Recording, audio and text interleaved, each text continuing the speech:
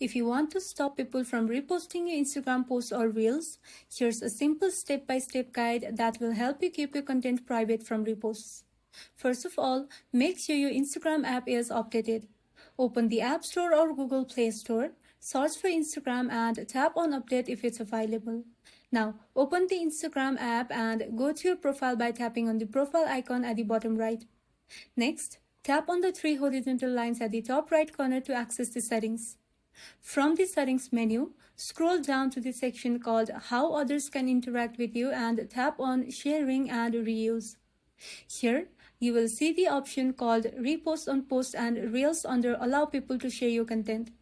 Make sure this toggle is switched off. And that's all. Now no one will be able to repost your posts or reels. And that's how you turn off repost on your Instagram content in just a few simple steps.